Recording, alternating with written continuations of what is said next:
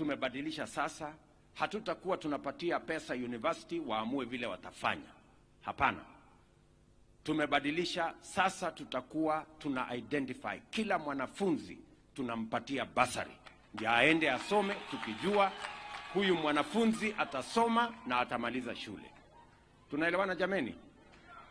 Na katika hiyo mfumo tumesema wale watoto wa kutoka jamii za mapato ya chini tunawapatia 100% scholarship.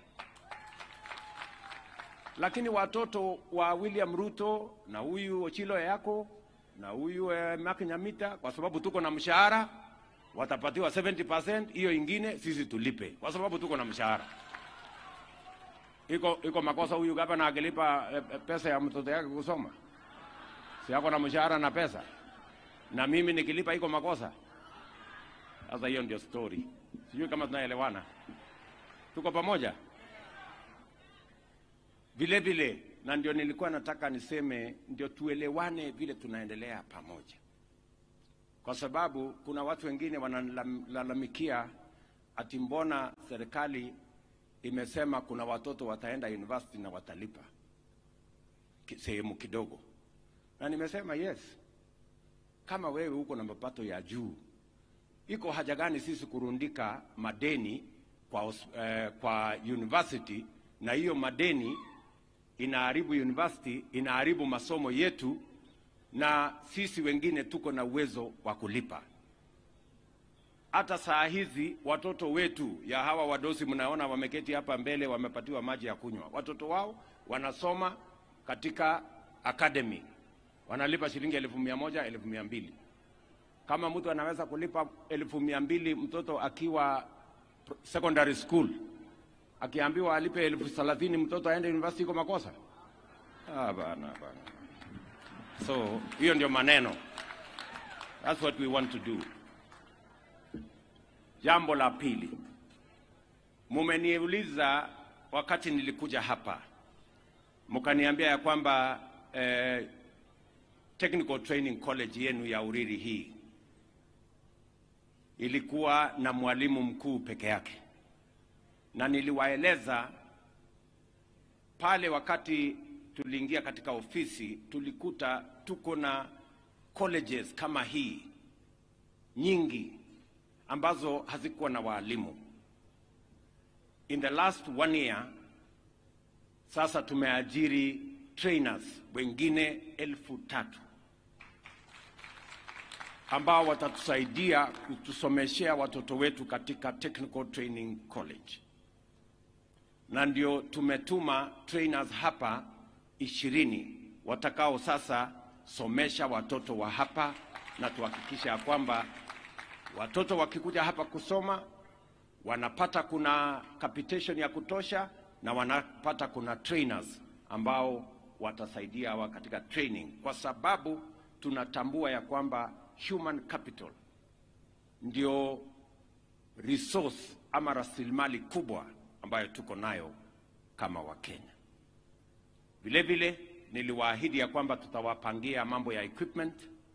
Nitasafiri wiki ijayo kwenda kuweka sahihi mambo ya equipment ya technical training colleges yetu 70. Moja ya hizo 70 ni hii yenu ya Uriri. Tumeelewana? Kwa sababu we want to build a strong human capital base so that we can use our young people, our talent, our expertise, and our education to transform the economy of our country. Na hiyo kazi tutafanya kwa ushirikiano. Vile vile wakati nilikuja hapa niliwaeleza ya kwamba tutafanyia mambo kampuni zetu ambazo ni za sukari. Kilimo ya sukari imepata matatizo makubwa. Kule Mumias ilikuwa na matatizo makubwa. Kule Nzoia hivyo hivyo. Chemelil namna hiyo. Moroni namna hiyo. Hapa Soni kulikuwa na problems. Na niliwaambia ya kwamba we are going to work on the transformation of this sector. Saa hizi tunatumia pesa zetu nyingi kuagiza sukari kutoka nje. ili hali tuko na uwezo wa kuzalisha kiasi kikubwa kupitia kwa kilimo ya miwa, tuwe na sukari ya kutosha, wakulima wetu wapate mapato, tuajiri vijana wetu zaidi na tuzalishe uchumi wa taifa letu.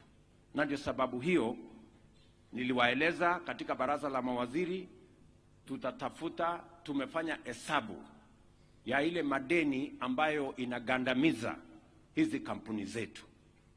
Na ndio sababu hiyo tulifanya hesabu tukakuta tuko na deni ama hizi kampuni wako na deni ya bilioni 117. Mnaona hiyo tabu tuko naye? Nyinyi mnajua kuhesabu bilioni? Sasa bilioni 117. So tumepitisha kwenye baraza la mawaziri write off ya hizo madeni. Na mimi nataka nishukuru bunge letu pia wamepitisha kuondoa hiyo madeni. Nyingi ni taxes ya serikali, nyingi ni madeni ya mabenki, nyingi ni nini.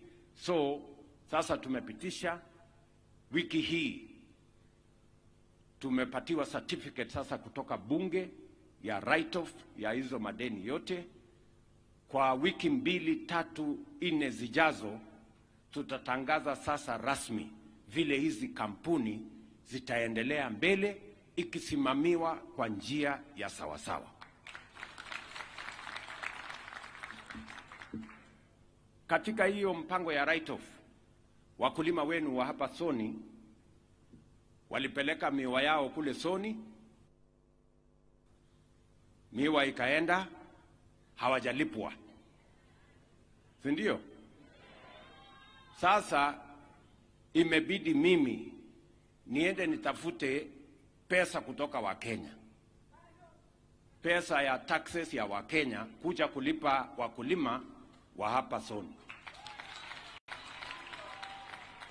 Swali ile mimi nauliza, mwenye alichukua miwa ya hawa wakulima alipeleka wapi? Ndio niende mimi nitafute pesa ya Wakenya ambaye ningetumia kununua dawa na kufanya mambo ingine, nikuje nilipe miwa ambaye mtu fulani alichukua akasiaga akauza na mkulima akapata zero. Nyenye mnanisikia? Mnaelewa hii hesabu si iko kombo? Sasa ndio nimesema tuko na deni ya wakulima ambao walipeleka miwa yao, si ndio? Ikapokelewa huko kwa kampuni, ikasiagwa, ikaenda ikauzwa na hawakupatiwa pesa. So nimekubali mara ya mwisho mimi nitatoa pesa ya Wakenya tulipe wakulima. Na hapa wakulima wa hapa wanadai kampuni yao shilingi milioni 865. So hiyo pesa nitatafuta, tutakuja kulipa kabla ya Disemba. Lakini vile vile hapana, haiwezi kwenda tu hivyo. Ama namna gani? Hawa watu lazima niwakalie ngumu kidogo. Si ndio? Hapana. Hawa watu ni wale wa mambo ngapi? Hawa ndio kurubio. So tumekubaliana, kwa sababu hii kizungumkuti ya kila wakati tunakuja tunatoa pesa ya serikali tunalipa wakulima, tunatoa pesa ya serikali tunalipa wakulima, is not going to continue. So tumekubaliana tutakuwa na mpango mpya ya vile hii kampuni itasimamiwa, ambayo itahakikisha ya kwamba wakulima wanapata haki yao, na vile vile wananchi wa hapa Migori, kwa sababu wametoa ardhi mahali nucleus iko, pia wapate kiasi ya mapato kutoka hiyo kampuni yetu ya Soni. Tunaelewana? Na mimi nataka nitoe onyo tayari. Unajua kuna watu wajeuri, wakora, wamezoea, wanazunguka sisi na hii kampuni all the time. Wanatupeleka kotini, sijui wanatupeleka wapi, sijui wanatupeleka wapi, sijui wanakoroga, kwa sababu wamezoea kutuibia. Mimi nataka niwaambie, waniangalie kwa macho vizuri. This time round, hakuna mambo ya ukora. We cannot continue to put public money in a hole where farmers have given their produce, it has been processed, it has been sold, and then they are not paid. And we have to look for money from Kenyans to come and pay farmers. That is not going to continue. Tunaelewana jameni? So, mutanipatie tu nafasi kidogo ninyoroshane na hawa wakora. Sindio? So, tutalipa wakulima katika hiyo write-off ni karibu bilioni 1,700,000 ya kutoka Soni kwenda Chemelil kwenda Moroni mpaka kule Nzoia pamoja na Mumias. Alafu tukishafanya hivyo, we are going to advertise so that we have a leasing program where we ensure that whoever will lease this facility, hakuna mambo ya privatization, mtu asiwaambie ati shamba ya Soni itapelekwa na mtu, hakuna mambo ya privatization. We are going to lease na tuhakikishe ya kwamba yule ambaye tumempatia leasing tunakubaliana na yeye. Kwanza hii mtambo yetu imekuwa mzee. So we have to agree on how we are going to have a new mill that is going to serve us better, that's going to serve us efficiently, and farmers must be paid on time, and we eliminate the challenges that we have had in the past. Tumekubaliana watu wa Migori? Hiyo ni barabara mzuri ama tunataka tuendelee na ile kizungu ya zamani ya kuzungukana? Si namna hiyo? Jambo la 4, tumekubaliana vile vile ya kwamba wakati tunasonga mbele, huyu Nyamita aliniambia mko na hospitali hapa ilikuwa na matatizo. Pinyo wacho. Hapo nitapitia hapo saa hizi. Waziri wetu wa afya yuko hapa, tutaenda pale. Tunataka kuwajengea hiyo hospitali na mimi nashukuru gavana wetu amesema tutashirikiana katika ujenzi wa hiyo hospitali, na tuhakikishe ya kwamba afya inapatikana karibu na wananchi. Wiki iliyopita mnakumbuka tulianzisha pamoja na counties, na nakubaliana na gavana amesema ya kwamba katiba inatulazimu ya kwamba serikali ya kitaifa na serikali ya county ifanye kazi kwa pamoja kwa ushirikiano ndio waweze kutekeleza yale mipango ambayo itashughulikia mahitaji ya Wakenya. Kwa hivyo tumekubaliana na county ya Migori, vile tumekubaliana na county zingine.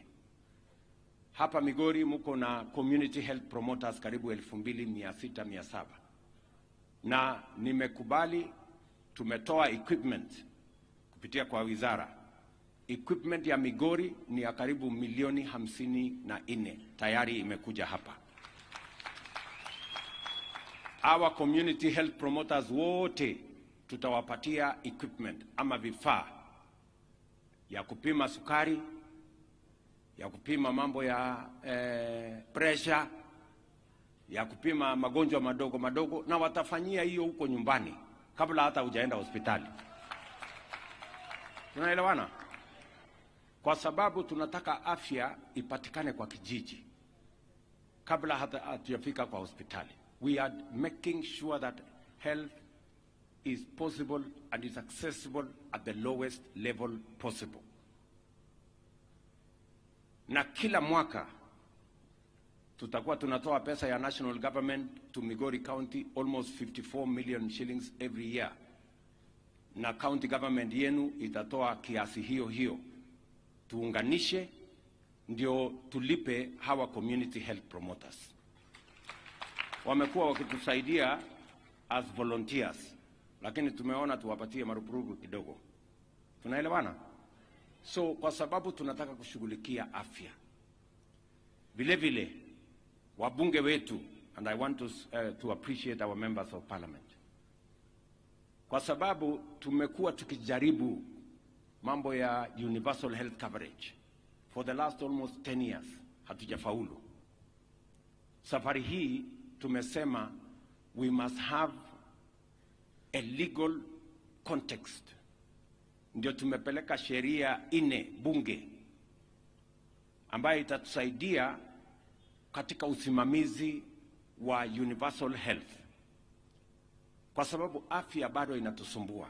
Wananchi wengi bado wanaenda hospitali, gharama inakuwa kubwa, wanauza mali yao, wanauza shamba, wanauza ng'ombe, wanauza nini, watu wanaingia kwa umaskini.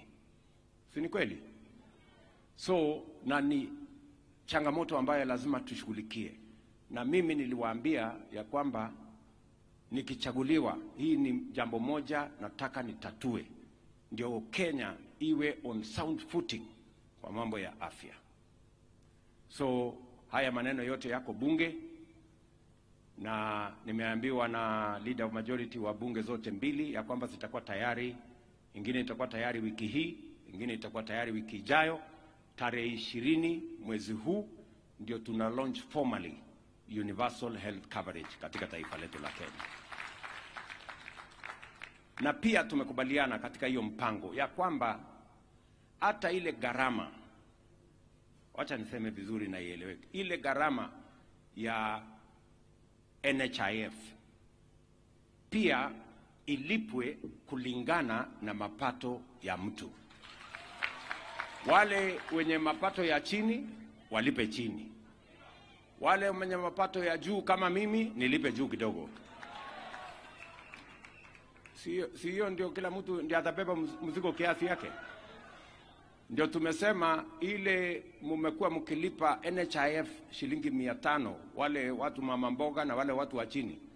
Sasa tutapunguza kutoka 500 mpaka 300 hapo chini. Alafu mimi saa hizi nalipa shilingi 1,700. Sasa mimi nitalipa shilingi 15,000. At least tuendelee namna hiyo, kwa sababu mshahara yangu ni kubwa, ama ndio? Na hata huyo Chilo atalipa juu kidogo, na Nyamita atalipa juu kidogo, na ule mjumbe wetu anaitwa nani, ule MCA wa hapa, huyu Douglas, hata huyu Douglas atalipa juu kidogo. Ama namna gani? Iko makosa hapo mkipima? Si tusaidie mama mboga jameni? Namna hiyo. Sasa nyinyi mjipange. Sijui kama tumeelewana. Hiyo ndio taratibu ya kupanga mambo ya taifa letu la Kenya. Vile vile mimi nataka niseme ya kwamba tulikubaliana ya kwamba pia ni lazima tupange vile tutapunguza gharama ya maisha. Tupunguze gharama ya maisha kwa kusaidia kuzalisha chakula katika taifa letu la Kenya. Hapa Migori, katika Nyanza mzima, watu wa Migori ndio namba 1 kwa kutumia fertilizer. Mimi nataka niseme pongezi. Hapa Migori ndio mmetumia magunia 200,000 katika msimu uliopita. Na mimi nataka niwahakikishie the government of Kenya is going to double. Tutawaongezea iwe magunia 400,000 ya mwaka huu ambao inakuja. Kwa sababu njia ya kupunguza gharama ya chakula ni kuzalisha chakula zaidi. Na njia ya kuzalisha chakula zaidi ni serikali kushikana na wakulima, kusaidiana, sisi tupunguze gharama ya kilimo, tuwapatie mbegu ya sawasawa, tupunguze gharama ya mbolea, muweze kuzalisha chakula. Tunaelewana?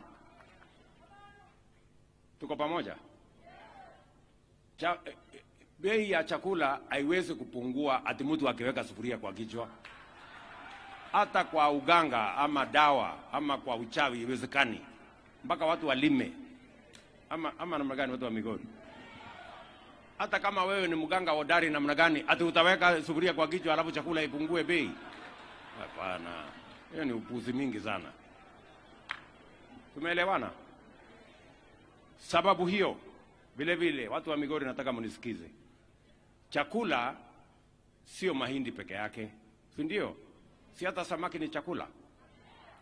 Na ndio sababu tumeweka pia mpango hapa Sori, kwa sababu tunataka hii Lake Victoria tuitumie na wavuvi wetu tuwasaidie waweze kuvua samaki nyingi, ndio tuweze kuweka chakula katika meza ya Wakenya katika kwa bei nafuu.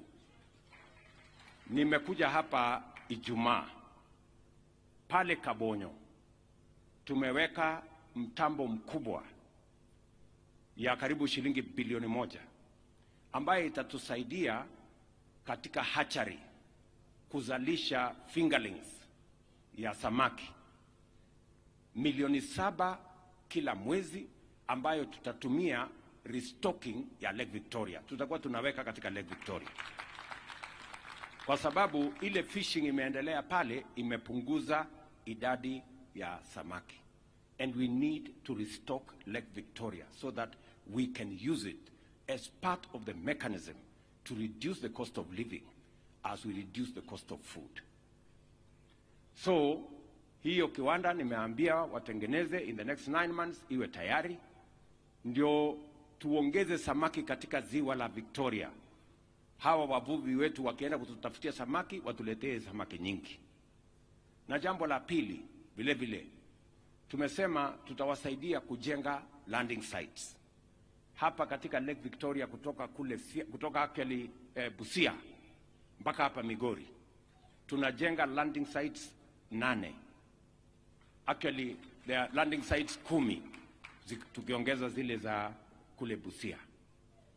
Hapa kwenu tunajenga Sori tayari tuko na landing site.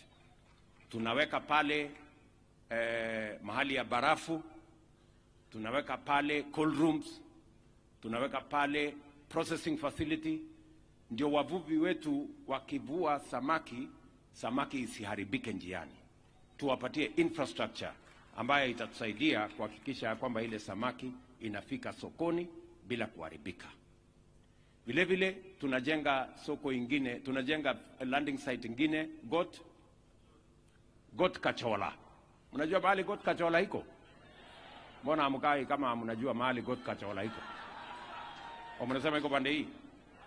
Very good. Hiyo Got Kachola tunajenga pia hapo, tunaweka milioni ingine 100 kujenga fish landing site na infrastructure ambayo itasaidia nyinyi. So tutaongeza samaki kule baharini, kule ziwani, lakini vile vile tutasaidia nyinyi na infrastructure ya kutoa hiyo samaki na kusaidia wavuvi wetu as a mechanism of reducing the cost of living in the Republic of Kenya. Mtatusaidia. Kuna watu hapa ambao wako na hiyo biashara ya uvuvi, hata kama ni wachache, si tutasaidiana kuzalisha hiyo. Vile vile tumekubaliana ya kwamba ili kupunguza post harvest losses, chakula inayoharibika tukishavuna, tumekubaliana ya kwamba we are going to have a program ya kuhakikisha kwamba serikali itasaidia wakulima katika mambo ya drying. Tumeagiza mobile dryers 100, itafika hapa mwezi huu, na tumerefurbish ile drying facilities yote ambayo iko Kenya, ndio wakulima wanaweza kudry their produce. Na vile vile tulikubaliana ya kwamba lazima to improve market infrastructure, ile masoko tuko nayo. Umesikia governor akitangaza ya kwamba hapa Makalda tumeshirikiana, national government inatoa 250 million, county government inatoa 250 million. Tunajenga county aggregation and industrial park ya Migori hapa Nyatike. Tunaelewana? Na hiyo county aggregation and industrial park ndio mahali ambapo tutakusanya mazao ya watu wa hapa Migori.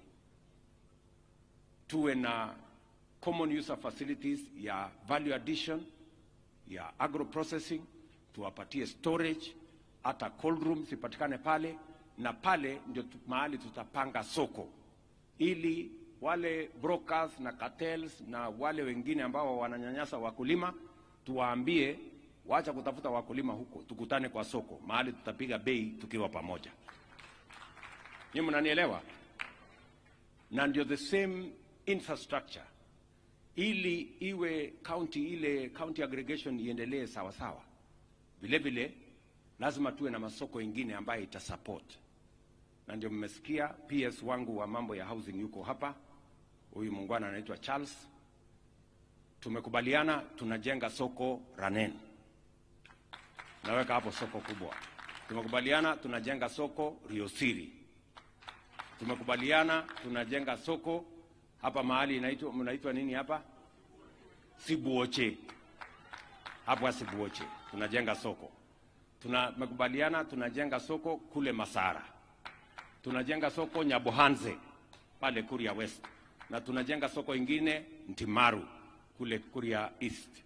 Na tuna soko ingine 2 mlisikia gavana akisema. Haya masoko tutajenga. County government wanaweza kutuongezea pesa kama wanataka ikue kubwa zaidi. Alafu tukimaliza tuna handover, county government watasimamia, watapanga vile wafanyabiashara wataendesha biashara yao. Kina mama mboga wasiuze mboga yao barabarani, tuwe na mahali pa heshima, iko maji, iko stima, iko maneno mzuri, ndio tuweze kupeleka mambo yetu mbele. Na pia tupunguze chakula inaharibika kwa sababu ya handling ambayo sio mzuri. Tumeelewana jameni? Hivyo ndivyo tutajenga taifa letu la Kenya. Mimi nataka niwaambie, katiba ya Kenya haiwezi kujengwa na makelele, itajengwa na mpango. Na hiyo mpango ndio tunashirikiana tukiwa sote kama viongozi. Tumekubaliana jameni, tuendelee na hiyo barabara ama mko na mpango ingine? Hiyo mpango ndio sawa. Tuendelee namna hiyo. Tushirikiane namna hiyo. Tupeleke Kenya mbele. Vile vile mmeniambia kuhusu barabara. Si ndio? Na huyu mjumbe wenu amekuja akanihangaisha huko ofisini, akaniambia kuna barabara inatoka mahali inaitwa Stella. Mimi sijui Stella iko wapi.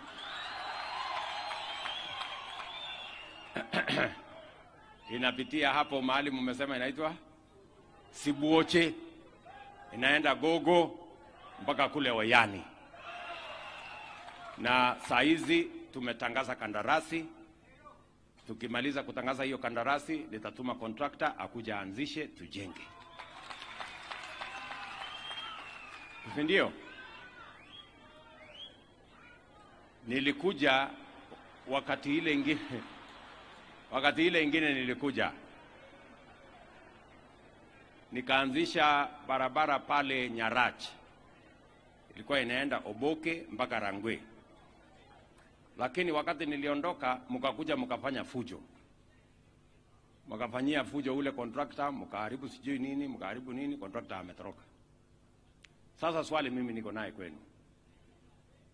Kwa sababu nimesikia huku kwenu watu ni wakuchoma lami.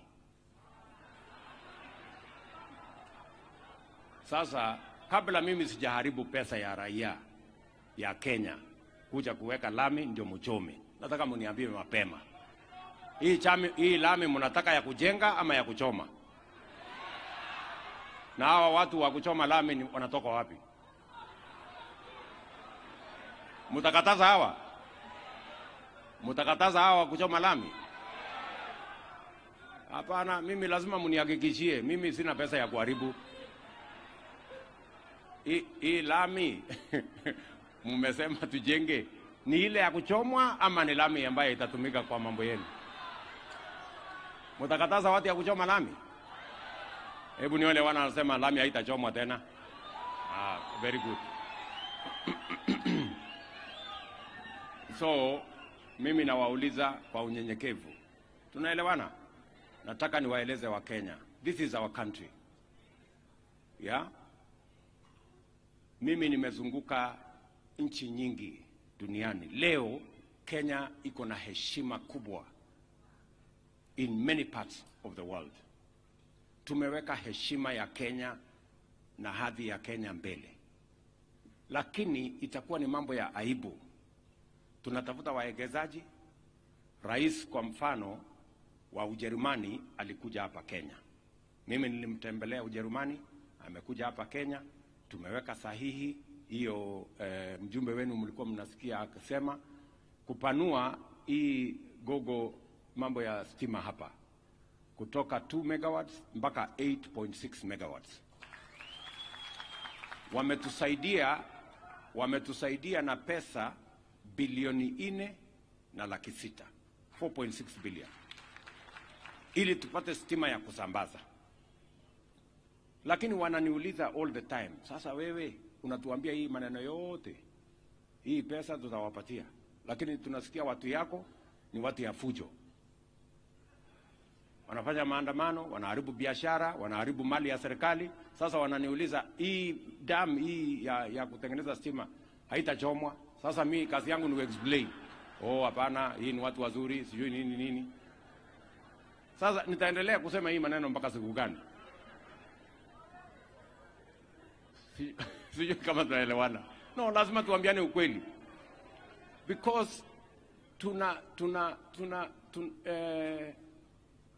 watu ambao wanataka kuwa investors katika taifa letu la Kenya, watu ambao wanatusaidia katika kuendesha maendeleo yetu, wanashangaa sana na sisi wakisikia ati biashara ya mtu fulani imechomeka, barabara imechomeka, mali ya serikali imechomeka, sijui nini imevunjwa.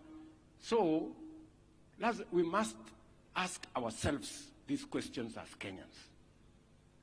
What profile are we giving to our country if we continue the culture of violence and chaos and destruction of property? How is the international community who are supporting us in developing our country, how are they supposed to view us as a country? Nasema shetani ashindwe. So hiyo ndio swali mimi nawaachia nyinyi, na mimi nawauliza kwa unyenyekevu ya kwamba tunataka tufanye siasa yetu kwa taratibu, tushindane kwa taratibu. Vile tulifanya uchaguzi, hakukuwa na fujo, Wakenya wakiamua, na tunaenda mbele kwa pamoja. Na serikali, vile gavana wenu alisema, serikali ni ya Wakenya. Hata kama kuna tofauti kati yangu na gavana wenu, hiyo sio kumaanisha ya kwamba county government ya Migori haiwezi kufanya kazi na national government. Bahati mzuri hakuna tofauti kati yangu na Ochilo, si namna hiyo? Hiyo ni bahati mzuri, si namna hiyo? So we must be able to differentiate between differences of opinion and the profile of the country that matters to all of us, irrespective of your opinion. So tunataka tushirikiane namna hiyo. So otherwise, mimi nimeshukuru sana kufika hapa Migori. Mimi nimeshukuru sana umenikaribisha hapa Uriri. Na nia yetu ni kupanga maendeleo ya Kenya tukishirikiana na viongozi wote, na nia yetu pia ni kuunganisha Wakenya. Tuache ukabila isitusumbue na isitukawanye, na siasa iwe ni siasa ya mashindano ya sera, mipango na vile tutapeleka Kenya mbele, sio vile tutapigana ama kupiganisha Wakenya. Tumekubaliana Migori? Tumekubaliana watu wa Uriri? So otherwise huyu Mark ameniambia ya kwamba hawa maaskofu wetu wamejipanga, wamefanya mchango yao. Sasa sijui tutafanya namna gani, lakini hata mimi pengine kwa sababu unajua mimi kuwa rais ni kwa sababu ya kuombewa na watu wengi, ndio? So nitatafuta wewe Mark Nyamita, nitakutafutia milioni 5 uongezee kwa kumalizia hapo, ndio? Sini nitume huyu mjumbe wenu atafika, sio? Na ni mtu mzuri. So otherwise, kwa heshimiwa wote ambao wako hapa, nataka niseme asante sana. Pengine kwa sababu tuko na wabunge kutoka kule wanaongea Mirembe. Wewe Shinali, wewe ndio chairman ya wabunge wa Western. Si ukuja hapa usemeko Kiluya kidogo tusikie? Karibu sana. Otherwise, oriomuno Nyasaye amulinde.